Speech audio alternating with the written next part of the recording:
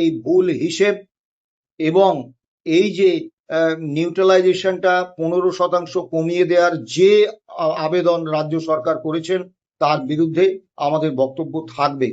April 2008 থেকে December 2019 পর্যন্ত বকেয়া DA all India consumer price index মেনে সমস্ত রাজ্য কর্মীদের অর্থাৎ কর্মরত এবং অবসরপ্রাপ্ত রাজ্য সরকারি কর্মচারী, বোর্ড, কর্পোরেশন, পঞ্চায়েত, পুরসভা, লাইব্রেরি, তারপরে আপনার বিভিন্ন আন্ডারটেকিং, শিক্ষক, শিক্ষাকর্মী সকলকে এটা দিতে হবে। তা মালহোত্রা কমিটির যে সদস্য আমাদের সঙ্গে বৈঠক করেছিলেন ডেপুটি সিএজি, তিনি এ সম্পর্কে তার কোনো মতামত দেননি, কিন্তু আমাদের বক্তব্য আমরা হলফনামা দিয়ে লিখিতভাবেও এই মালহোত্রা কমিটির কাছে আমরা দিয়েছি। আমরা আশা করব যে এই মালহোত্রা কমিটি আমাদের এই বক্তব্য নিশ্চয়ই তাদের রিপোর্টে সুপ্রিম কোর্টের মাননীয় বিচারপতিদের কাছে তুলে ধরবেন। পেনশনার সম্পর্কে আমাদের অনেকের কোনো ধারণা নেই।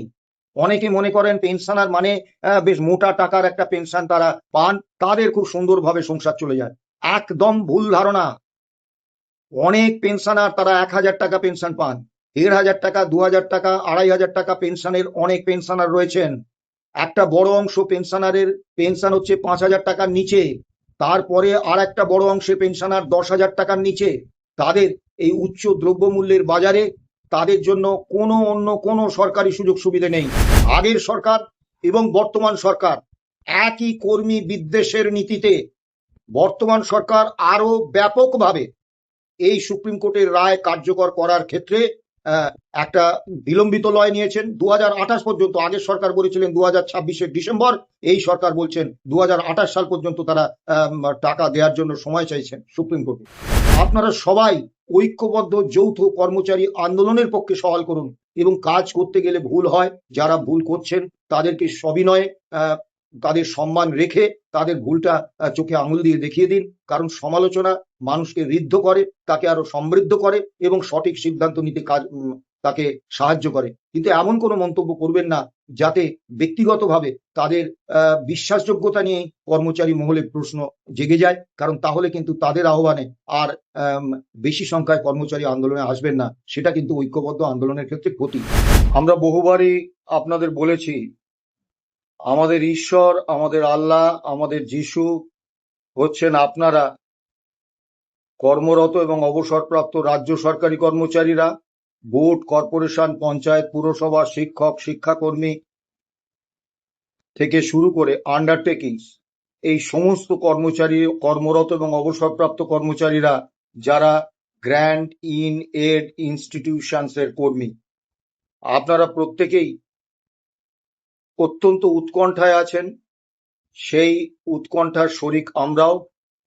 গতকাল এই পোস্ট হওয়ার পরেই আপনারা অনেক মানুষ আমাদের ফোন করেছেন অনেক রাত্রির পর্যন্ত। ক্ষমা চেয়ে নিচ্ছি, তাদের প্রায় সকলের ফোনই আমরা ধরতে পারিনি।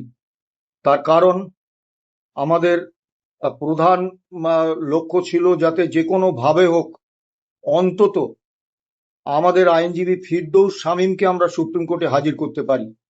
অন্য কোনো সিনিয়র অ্যাডভোকেটের কে বিন্দুমাত্র খাটো না করেও বলবো, আমরা দীর্ঘদিন এই মামলায় থেকে একটা বিষয় বুঝেছি যে ফিরদৌস শামীম নিজের প্রয়াসে AICPI, so called state based CPI, রাজ্য সরকারের যে প্রতারণা এবং কমপ্লায়েন্স রিপোর্ট ইত্যাদি সম্পর্কে এতটাই ওয়াকিবহাল, এতটাই দক্ষ এবং এতটাই তার কাছে তথ্য রয়েছে যেগুলো সিনিয়র আইনজীবীদের এই মামলায় লড়ার ক্ষেত্রে অত্যন্ত কাজ দেয়। কাজে আমরা আপ্রাণ চেষ্টা করছিলাম যে কোনো ভাবে হোক অন্তত ফিরদৌস শামীমকে যেন আমরা সুপ্রিম কোর্টে হাজির করতে পারি। সেটা আমরা পেরেছি। আজকে ভোরের ফ্লাইট ধরে তিনি চলে গেছেন। ওখানে আমাদের আইনজীবী রহিফ রহুম আছেন, আলী রহিম আছেন, শেখর কুমার আছেন এবং কলকাতায় আজকে অনলাইনে থাকবেন সিনিয়র অ্যাডভোকেট বিকাশ রঞ্জন ভট্টাচার্য, গোপা বিশ্বাস এবং আমরাও তাদের সঙ্গে থাকব। এই বিষয়টা আমি বহুবার বলেছি যে সুপ্রিম কোর্টের কোনো সার্কিট বেঞ্চ রাজ্যগুলোতে নেই, যার ফলে আমাদের সুদূর অঞ্চল থেকে দিল্লিতে ছুটে যেতে হয় মামলা করার জন্য। মুশকিল হচ্ছে মামলার আগের দিন রাত্রে যদি আমরা জানতে পারি যে কালকে মামলা হচ্ছে, আমাদের পক্ষে খুব সমস্যা হয়। যেমন গতকালকে আমরা এই খবরটা পাওয়ার পরেই আমাদের দিল্লির আইনজীবী রহিম সিনিয়র অ্যাডভোকেট, আলী রহিম, শেখর কুমার, কলকাতার আইনজীবী সিনিয়র অ্যাডভোকেট বিকাশ রঞ্জন ভট্টাচার্য, ফিরদৌস শামীম, গোপা বিশ্বাসদের সঙ্গে অনলাইন কনফারেন্স করে আমরা আমাদের কি কি বক্তব্য আজকে উপস্থাপন করা হবে সে বিষয়ে আমরা বিস্তারিত আলোচনা করেছি, এবং সে কারণেই আপনাদের ফোন ধরা সম্ভব হয়নি। এখন মুশকিল হচ্ছে যে মুখোমুখি বসে আমরা যেরকম কনফারেন্স করে আইনজীবীদের আমাদের কথাগুলো বোঝাবার বা তাদের নজরে আনার চেষ্টাটা যতখানি সহজ হয়, অনলাইনে কনফারেন্সের মাধ্যমে ঠিক ততটা সহজ হয় না। তবুও কিছু করার নেই। আমরা আমাদের আইনজীবীদের আজকে যে বিষয়গুলি তোলার জন্য আমরা বলেছি, সেই বিষয়গুলি হলো: 1 নম্বর, গ্র্যান্ট ইন এড ইনস্টিটিউশনসের কর্মরত এবং অবসরপ্রাপ্ত কর্মীদের রাজ্য সরকার কমপ্লায়েন্স রিপোর্টে জানিয়েছেন যে তারা এই রায়ের অন্তর্ভুক্ত নন, তাই তাদের এই রায় কার্যকর করার ক্ষেত্রে তাদেরকে বাদ রাখা হোক। এটা কমপ্লায়েন্স রিপোর্টে রাজ্য সরকার জানিয়েছেন। আমরা এর বিরোধিতা করব এবং বিস্তারিতভাবে আমি এর আগে অনেকবার বলেছি, আর আজকে আর পুনরাবৃত্তি করছি না, যে আমরা সুনির্দিষ্ট যুক্তি দিয়ে আমরা মহামান্য সুপ্রিম কোর্টকে বলার চেষ্টা করব যে না, গ্র্যান্ট ইন এড ইনস্টিটিউশনসের কর্মরত এবং অবসরপ্রাপ্ত কর্মীরাও এই ডিএ মামলার অন্তর্ভুক্ত এবং তারা এই ডিএ মামলার রায় অনুসারে বকেয়া ডিএ পাওয়ার আইনসঙ্গত অধিকারী। দ্বিতীয় বিষয়টা আমরা যেটা তুলব, অবশ্যই কেএমসি এলাকার ব্যাংকগুলি থেকে যারা পেনশন নেন এবং ভিন রাজ্যের যেসব পেনশনার পশ্চিমবাংলার রাজ্য সরকারি কর্মচারী ছিলেন, তারপর অবসরের পরে দেশের বাড়ি গেছেন, তারা কেউ 1 পয়সা আজ পর্যন্ত পায়নি। কাজেই তাদের কথাটা আমরা তুলব। ওয়ার্ক চার্জ এমপ্লয়ীদের কথা কমপ্লায়েন্স রিপোর্টেও সরকার বলেননি এবং কোনো জায়গায় উল্লেখ করেননি, অথচ এই ওয়ার্ক চার্জ কর্মচারীরাও এই ডিএ মামলায় রায় কার্যকর করার ক্ষেত্রে তারাও আইনসঙ্গত অধিকার তাদের রয়েছে, তারাও এই রায়ের আওতায় পড়ছেন। এবং ডেইলি রেটেড কর্মচারী, যেটা আমরা দীর্ঘদিন ধরে বলে আসছি, হোমগার্ড, সিভিল ডিফেন্স বা পিএইচই ইত্যাদিতে, তা হেলথ ইত্যাদিতে, সেখানে অনেক বন্ধু আমাদের প্রশ্ন করেছিলেন, ডেইলি রেটেড কর্মচারীরা আবার ডিএ পায় নাকি? আমরা বারবারই বলেছিলাম যে না, ডেইলি রেটেড কর্মচারীদেরও ডিএ বাড়ার সঙ্গে সঙ্গে তাদের দৈনিক মজুরি বাড়ে। এর আগে যখন 4% ডিএ আমাদের বেড়েছিল, তাদের দৈনিক মজুরি 21 টাকা বেড়েছিল, এবং সাম্প্রতিক যে অক্টোবর 2026 থেকে যে 20% ডিএ অর্ডার বেরিয়েছে, সেই অর্ডারেও আপনারা দেখবেন যে দৈনিক মজুরিতে যারা কাজ করেন ডেইলি রেটেড ওয়ার্কার, তাদেরও কিন্তু 121 টাকা করে মজুরি বাড়ানো হয়েছে। তাই এই বিষয়টা আমরা তুলব। সব থেকে গুরুত্বপূর্ণ যে বিষয়টা আমরা তুলব সেটা হচ্ছে অনলি এআইসিপিআই, নো সিপিআই। অর্থাৎ পূর্বতন রাজ্য সরকার যে সর্বনাশটা আমাদের করে গিয়েছিলেন এবং বর্তমান সরকার আরো বেশি করে যে সর্বনাশটা আমাদের করতে চাইছেন, অন্তত কমপ্লায়েন্স রিপোর্টে তারা সেরকমই বলেছেন, সেটা হচ্ছে এই এপ্রিল 2008 থেকে ডিসেম্বর 2019 পর্যন্ত বকেয়া ডিএ গণনা করছেন তারা তাদের so called AI state based CPI দিয়ে, যে স্টেট বেসড সিপিআই এর কোনো অস্তিত্ব নেই। স্যাট, হাইকোর্ট এবং সুপ্রিম কোর্টে বারবার যখন মাননীয় বিচারপতিরা তাদের প্রশ্ন করেছিলেন, আপনারা যদি অল ইন্ডিয়া কনজিউমার প্রাইস ইন্ডেক্সকে অস্বীকার করেন, তাহলে কিসের ভিত্তিতে, কোন সূচকের ভিত্তিতে আপনারা রাজ্য কর্মীদের ডিএ দেন, সেই সূচকটা আমাদের দেখান। তারা কিন্তু দেখাতে পারেননি। এরকম কোনো সূচকের অস্তিত্ব থাকলে তারা কিন্তু দেখাতেন। এবং শুধু তাই নয়, পূর্বতন সরকার 100% নিউট্রালাইজেশনের তথাকথিত একটা বিষয় তৈরি করেছিলেন। বর্তমান সরকার সেটাকে 85% নিউট্রালাইজেশন করার জন্য সুপ্রিম কোর্টের কাছে আবেদন করেছেন। অবশ্যই আমাদের এই ভুল হিসেব এবং এই যে নিউট্রালাইজেশনটা 15% কমিয়ে দেওয়ার যে আবেদন রাজ্য সরকার করেছেন তার বিরুদ্ধে আমাদের বক্তব্য থাকবে। এবং আপনারা জানেন যে গত 27শে এপ্রিল আমরা মালহোত্রা কমিটির বৈঠকে আমরা কিন্তু অত্যন্ত সুনির্দিষ্টভাবে এই প্রত্যেকটি বিষয় আমরা তুলেছিলাম এবং বলেছিলাম যে এপ্রিল 2008 থেকে ডিসেম্বর 2019 পর্যন্ত বকেয়া DA all India consumer price index মেনে সমস্ত রাজ্য কর্মীদের অর্থাৎ কর্মরত এবং অবসরপ্রাপ্ত রাজ্য সরকারি কর্মচারী, বোর্ড, কর্পোরেশন, পঞ্চায়েত, পুরসভা, লাইব্রেরি, তারপরে আপনার বিভিন্ন আন্ডারটেকিং, শিক্ষক, শিক্ষাকর্মী সকলকে এটা দিতে হবে।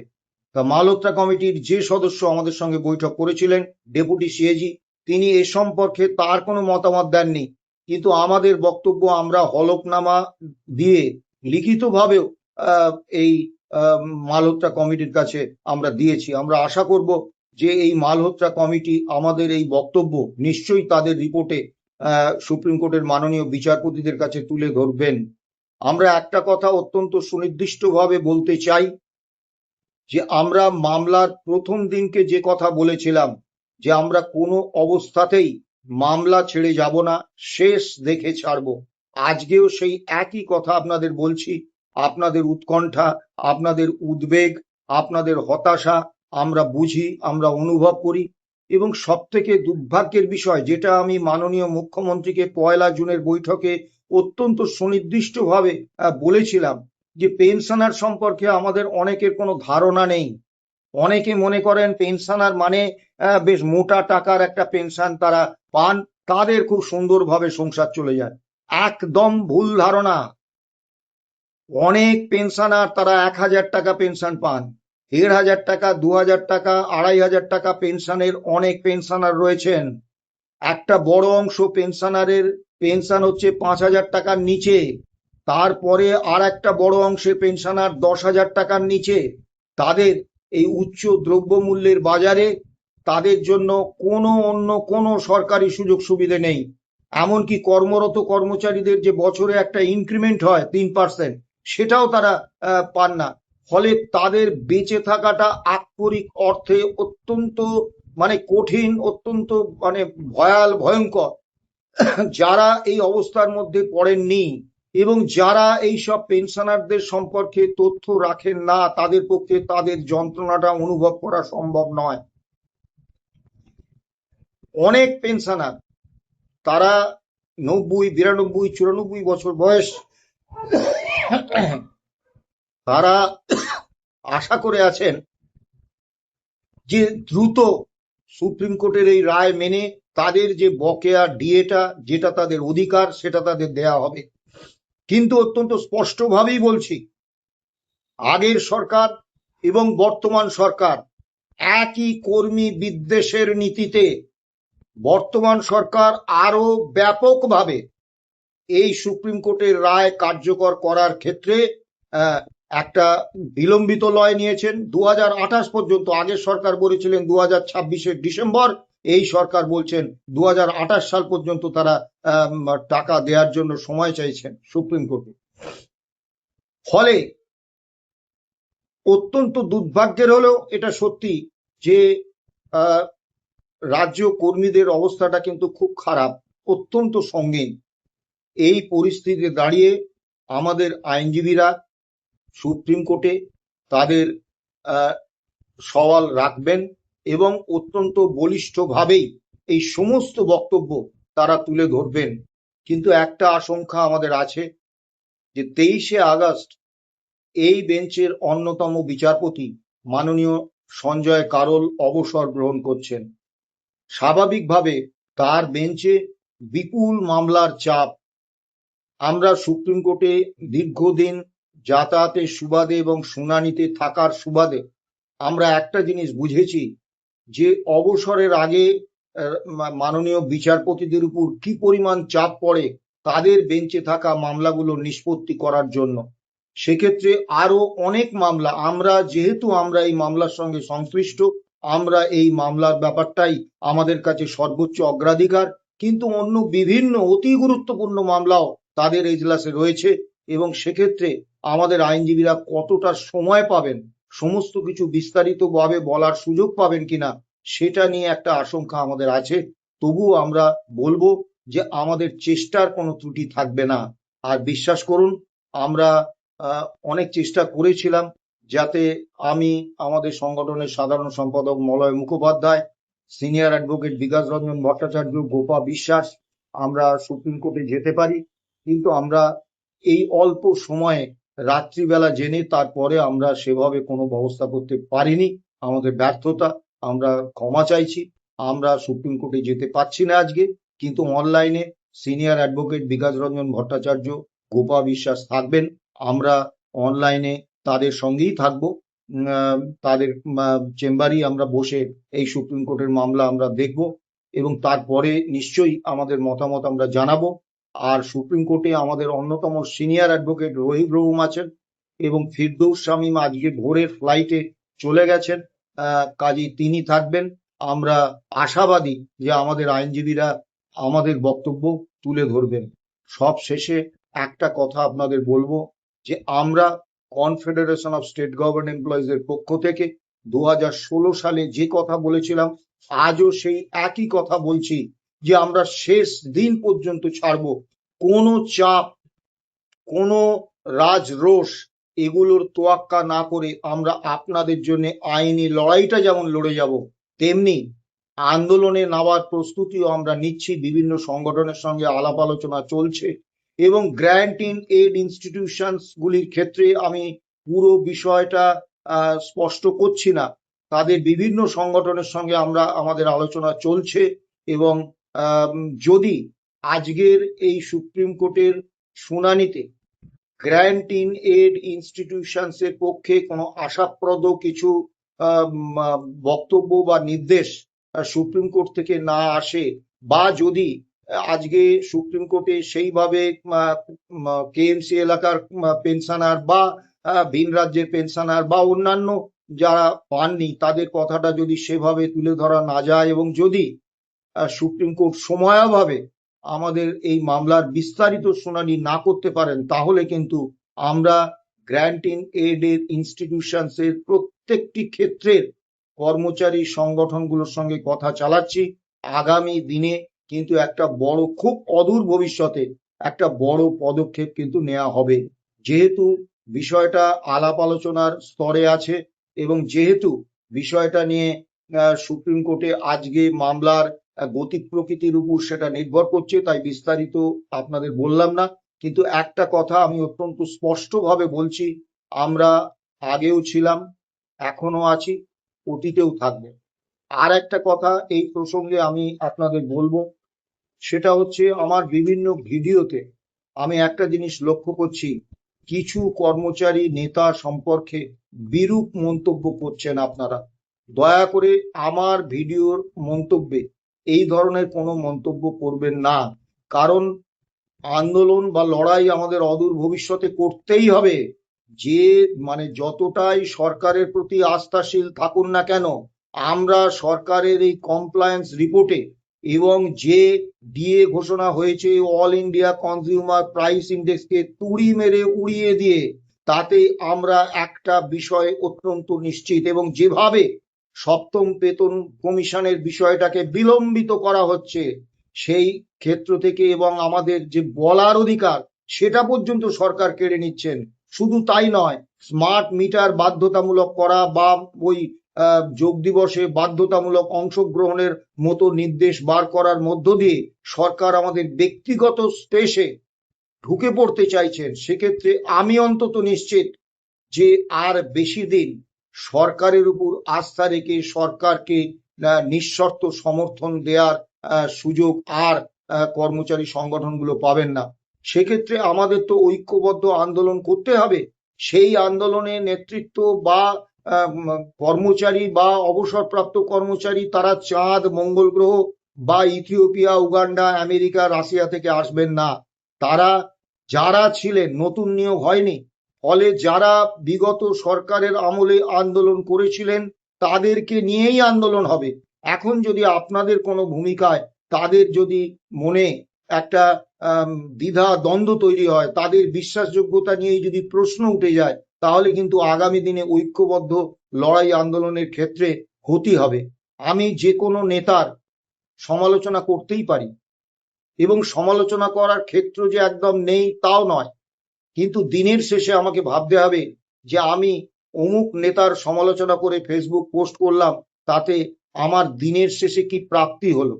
তিনি আমার প্রতি বিরূপ হলেন, আমার সংগঠনের প্রতি বিরূপ হলেন, এবং ফলে যখন ঐক্যবদ্ধ আন্দোলনের আলোচনা শুরু হবে তখন প্রথমেই আমরা অনেকটা পিছিয়ে থাকব।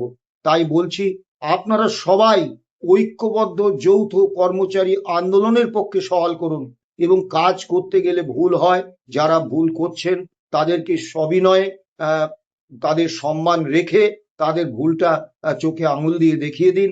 কারণ সমালোচনা মানুষকে ঋদ্ধ করে, তাকে আরো সমৃদ্ধ করে এবং সঠিক সিদ্ধান্ত নিতে তাকে সাহায্য করে। কিন্তু এমন কোনো মন্তব্য করবেন না যাতে ব্যক্তিগতভাবে তাদের বিশ্বাসযোগ্যতা নিয়ে কর্মচারী মহলে প্রশ্ন জেগে যায়, কারণ তাহলে কিন্তু তাদের আহ্বানে আর বেশি সংখ্যায় কর্মচারী আন্দোলনে আসবেন না, সেটা কিন্তু ঐক্যবদ্ধ আন্দোলনের ক্ষেত্রে ক্ষতি। আর দীর্ঘায়িত করব না, আপনারা ভালো থাকবেন, সুস্থ থাকবেন। আশা করব আজকে সুপ্রিম কোর্টের শুনানিতে আমরা যে বিষয়গুলি উল্লেখ করব সেগুলো মাননীয় বিচারপতিরা শুনবেন এবং সদর্থক নির্দেশ দেবেন, এই আশা করে আজকে ভিডিও শেষ করছি। ভালো থাকবেন, সুস্থ থাকবেন, নমস্কার।